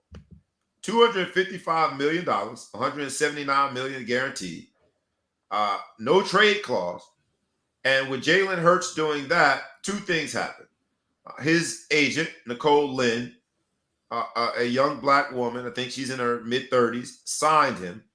Now, she is with one of the larger agencies, but she signed him by just out of the blue, unprovoked, sending a DM to him and say, hey, have you signed an agent? So it's a success story there. So we'll talk about her. And the other thing is 5 of the 7 salaries now, largest quarterback salaries, are going to black quarterbacks. So let's start with Nicole Lynn and the agent quickly.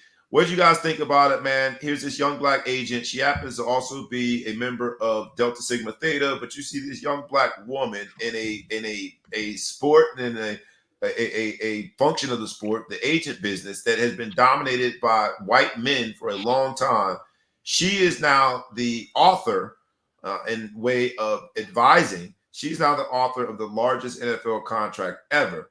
And then you compare that to Lamar Jackson, who's still in weight of if his contract, makes you say, I'll start with you on it quickly, ETP. Let's go lightning round responses. What did you think about Nicole Lynn being the agent on that contract and Jalen Hurts getting the largest contract ever in NFL history?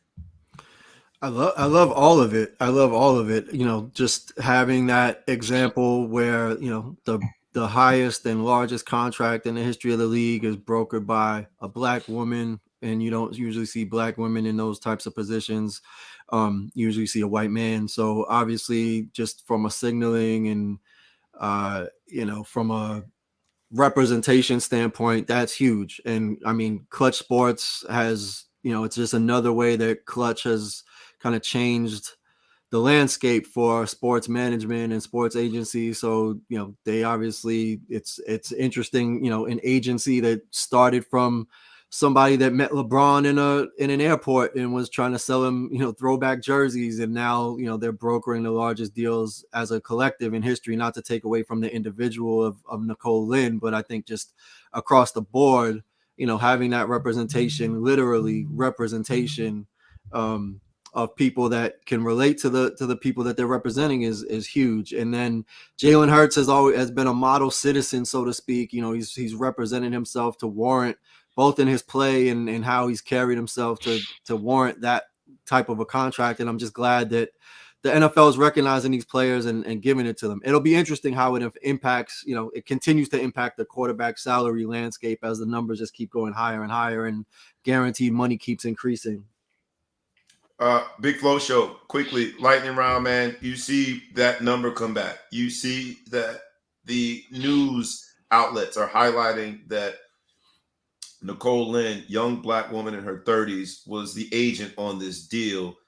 And you say what? Your response? Because in this episode of adding insult to injury, I think that this is the flip side of it. It's adding sort of a compliment to a blessing. That we have these two situations happening at once. What say you? First, I want to give a shout out to Hurt. I mean, I think she's obviously capable, and I'm sure there's many other black women that are capable of doing that. So I want to give her the credit for negotiating. But I want to give a shout out to Hurt because, the end of the day, you know, as people, we got to do for ourselves. And I think when you have an opportunity, you can. And he had every reason and every opportunity to go with the status quo and say, I want to get this, whatever. But he made the decision to have an all-female team. He made the decision to give an opportunity to all these people in this. And quote unquote, you could say risk it, you know, because the safer bet is to say, I'm going to go with one of these traditional agents that's done it before and do whatever and whatever. But I want to give a shout out to him because there's a lot of people who are in positions to do things like this and just, they don't do it. And so we get mad and we can sit back here and be upset. I thought it was wonderful. You know, when I heard this, the stat from of all people, Skip Bayless mentioned that there was 5 of the top 7 African-American courts. I'm glad we're making progress and things are starting to switch.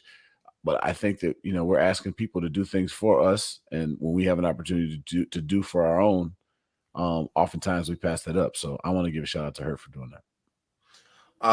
Shout out to Jalen Hurts, who has been, I think, the model example of overcoming adversity in a space, in a time where the transfer portal is booming. Business is booming in the transfer portal. He waited to be a graduate transfer and what he said fulfill his commitment at the University of Alabama. At a time where as soon as the next recruit comes in that threatens your starting status, most guys are in that transfer portal. He stayed not one, but really, well, he had 1 season. After he lost the job, he stayed for a full season and was the backup to Tua. I think the overcoming adversity part led to this, and he seized the moment. I'm a little different on the agent thing, and not just for Nicole Lynn. I'm happy for her. I would have loved it if it was possible for her. She could have just, instead of calling, working for Clutch Sports, work for one of, you know, even done it on our own. And I'm biased because I did it for 10 years on my own, my brother and I, and that's the hard way to go about it. So this isn't about her necessarily. It's about just the headlines as it pertains to an agent. And then people also now using this as an example for why Lamar Jackson isn't getting his money. Let me just say this. And Nicole Lynn is a phenomenal attorney and deserves respect. But not a single agent, male or female, black or white, tall or short, strong or weak, not a single agent truly negotiates a contract. The way the NFL does it and the way these numbers are slotted, whether it be in the draft, you know what you're going to make, or in free agency at this point, based on your overall value and your rank, age, injuries, and all that play into it. The player, and I say this, that I've said it a million times. I said it while recruiting players to be their agent, and I want to be consistent. The player or players negotiate the terms of a deal based on what they go out there and do. Jalen Hurts was worth $255 million because what he went out there and did and how he won and how he led and how he kept his nose clean and wasn't a distraction. So, yes, Nicole Lynn, celebrate you. But just like I've said for the traditional big agencies that has been dominated by white males, I'll say it here. Jalen Hurts negotiated that contract by the way he went out and played. And I'm happy that she's getting the credit for it, but I've been consistent when I've said this because I think that the headlines want to make too much about the agent and not about the player. The truth of the matter is that Lamar Jackson not having an agent should have no bearing whatsoever on getting the deal done. The details on how it gets done, yes, but Lamar Jackson, too, has negotiated his contract by the way he's gone out there and played, the way he has led, the way he has kept his nose clean, the way he has won. Although he hasn't won it all, neither has Jalen Hurts yet. He's negotiated his contract. And I think the Baltimore Ravens have hid too long under this fake pretense of because he doesn't have an agent, we can't get a deal done. So I'll say that, not to be Debbie Downer. Shout out to Nicole Lynn. Congratulations on a job well done. Let's go home with this, man, because if 5 of the 7 quarterbacks, top quarterback salaries are black quarterbacks, it makes me at least want to have a very brief but meaningful conversation about Brady Quinn's comments when it pertains to CJ Stroud. Brady Quinn is a Notre Dame guy, but we are equal opportunists here at the Ball Hog Sports Talk. Everybody gonna get this smoke. We do it rough, rugged, and raw, so we can't hold our punches when it's one of our own. Brady Quinn is under fire this week because in an interview or a back and forth with RG3, they're on air, Fox, and he said something to the effect. He was asked why CJ Stroud's stock is dropping. And while he said favorable things and talked about him as a player, he then went on to say that he had heard a story about how CJ Stroud basically ghosted the Manning football quarterback camp the night before the game, or the night before the camp, just didn't show up and did not meet his obligations. It has since been questioned and people have vetted it a bit. There's more details to it. But now Brady Quinn is sort of on defense because Ryan Clark, ESPN analyst, has taken him to task about saying something disparaging about a black quarterback. And so he is now being taken to task. I know you guys both heard it. We've seen it. Let's just do the quick back and forth. Do you think Brady Quinn's comments were out of bounds? Because it wasn't really vetted. It wasn't 100% true.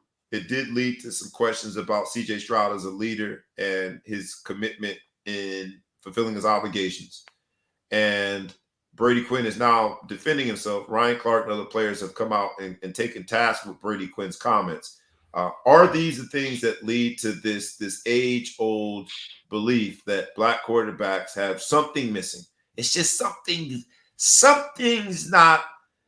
Do stories like Brady Quinn, do they add to that?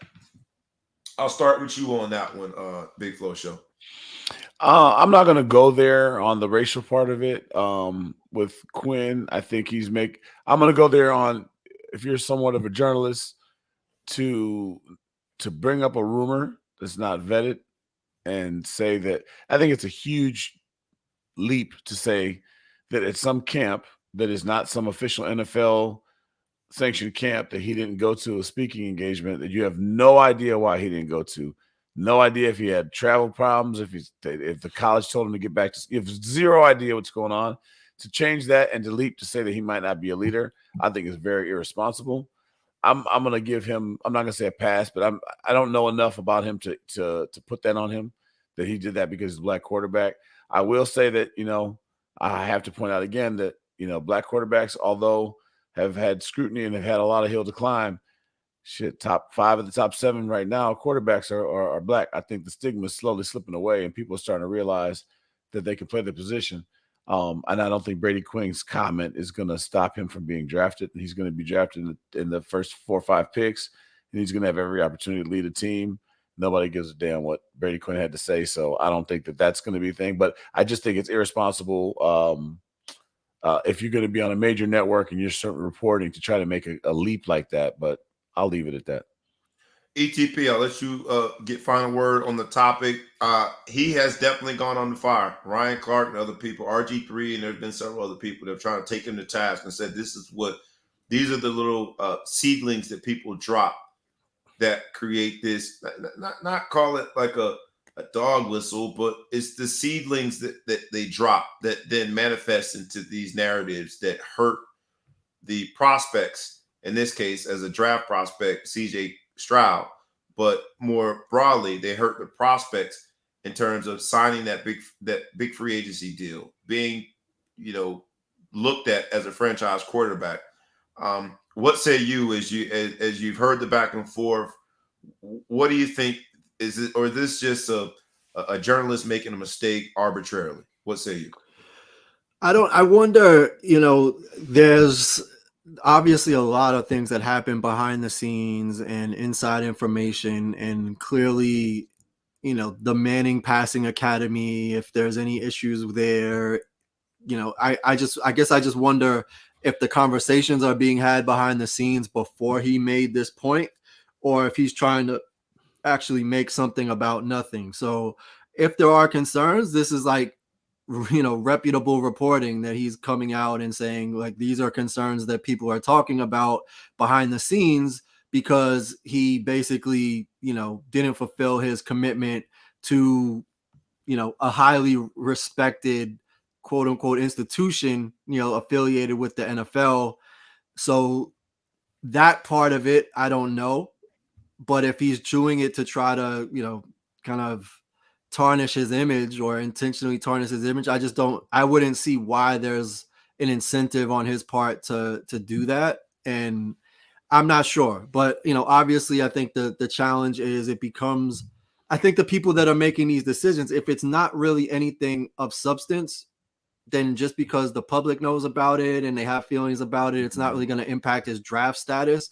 But if there's conversations that are going on behind the scenes that raise those concerns for people, then, maybe it's worth reporting on. But there's plenty of examples like Robert Williams with the Celtics. When he was drafted, he missed the conference call and he missed a flight and all of these things. And now he's, potentially, he's always in the conversation for Defensive Player of the Year in the past couple of years. So, character, and his nickname is Time Lord as an example. So, as a part of that, I think if there's conversations behind the scenes that he's bringing to light, I don't see it as an issue. But if this is something that's going to influence the decision makers in the draft, then I think that, they need to do better due diligence than, Brady Quinn, explaining that he didn't show up to a camp. Fair. Shout out to Jalen Hurts. Shout out to the quarterbacks that have black quarterbacks that have been able to defy that stereotype that seems to continue to persist. I know Brady Quinn well enough to I think he's a good guy as just a person. I don't know him as a journalist. This seems more of a journalistic mistake, a shortcoming that you should have vetted that before you said it. And maybe, again, he's reporting on the rumors that he's heard. And if you've heard it, that means the rumors do exist. And if they do exist, that means there are some personnel people that are making decisions based on those rumors, right, wrong, or indifferent. So it's a tough conversation, man, because I do know him personally, Brady, and I think he's a good guy. But I also understand where Ryan Clark, RG3, and other black journalists are having an issue digesting why would you even share the rumor, right? It was in response to a question of why CJ Stroud's stock was dropping. But the more the rumor is shared, the more it has power. So I'll leave it there. Let's go home on this, man. It's the Ball Hawk Sports Talk moment. Each of us get a moment to have the ball. We're in center court. Before I do that, because you mentioned Robert Williams also or always being a candidate for Defensive Player of the Year, we talked about the anonymous NBA player poll. Let's give credit to the superlatives. The Defensive Player of the Year was Deron Jackson. Shout out to Deron Jackson. Big game coming up. Let's go. Let's see what you can do against these Lakers. The Clutch Player of the Year, which is a very new thing. First time ever they had that as part of the official superlatives, was De'Aaron Fox. And the Sixth Man of the Year, Malcolm Brogdon. The Coach of the Year, drum roll, please. Coach of the Year was my cousin, man. He calls me from time to time and asks me about some things. My man, Mike Brown. Yo, cuz, I see you at the family reunion. Mike Brown was the Coach of the Year. Shout out to the guys who got unanimous. First unanimous. Unanimous. First ever unanimous Coach of the Year for what he's doing at Sacktown. Shout out to him, man. All right, now, Ball Hog Sports Talk moment, center court. We all get one. I'm going to start with, I think I started with you last time, Big Flo, so I'll start with ETP. Did I do that right? Yep. ETP, it's your moment in the sun. Anything, Ball Hog Sports Talk moment, something that happened in sports, business, and entertainment throughout the week. You call it to our attention. You got the ball in your court, my man. What say you? Big news for DeMar Hamlin. He just was cleared to re-engage in football activity after suffering a heart attack on the field. Shout out and to having him, to be resuscitated, just a few short months ago. So, and he says he's going to play. Quick poll. If you had a life-threatening injury on the field, would you go back out there? I'm gonna say hell no, not just no. Hell to the no. I'm not going back out there. Shout out to him, man, for being resilient, tough, and persevering, and getting back out there. Big Flo Show, I know you ain't. You break a nail, you ain't going out there. ETP, you going back out there? Like you ain't never died before. You can't Yo, yo, Come yo, on, man. straight up. That You man also going back think you on also the think field. Kawhi the toughest in the NBA. So, I mean, I don't understand. Kawhi almost died one time when he took too we many ain't never shots. died. Like we ain't never died before. DeMar Hamlin, bro, gets every award known to mankind if he steps his foot back out on the football field. Off rip, unanimous. Off rip, bro. Whatever he can You're the qualify man of the for. year. You're whatever, man. You get all the awards. I don't think I would do it again. Be honest with you. Big Flo, would you go back out there? The doctors told me there was a fluke and it was whatever. And I mean, he can work out the rest of his life. I guess I could go back out there for that. Not ATP, you go back out there. They clear you. Doctors clear you medically. Would you go back out there? It's really hard to say in a vacuum. I mean, there's a lot of factors involved. Obviously, that's what he committed his life to doing it. He wants to be out there. Who knows what the medical risks are at this point? Like I said, if they say that it was a complete fluke and there's very little to no chance that issue could happen again, I don't know. I mean, the question is, would you don't get the him? chance. You don't get a chance every day to play, at the highest level of your sport. So it's hard to walk away. I absolutely sign him. If I'm a decision, if he dies again, you got to sell the franchise, though. That's the thing. If he dies again, no, when you say would you sign him, I'm thinking if he dies again. The 31 other teams. Would I sign him as a different team? Yes, because man, that's the more surprising point. He died. He doesn't have a bad knee. He died, and y'all. No, all right, so let's ask our audience. We'll leave you guys with this. Please chime in.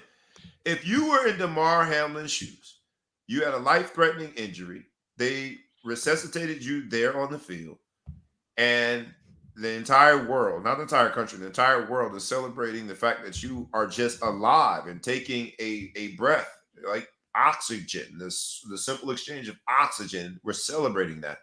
Would you go back out there and play when the doctors cleared you?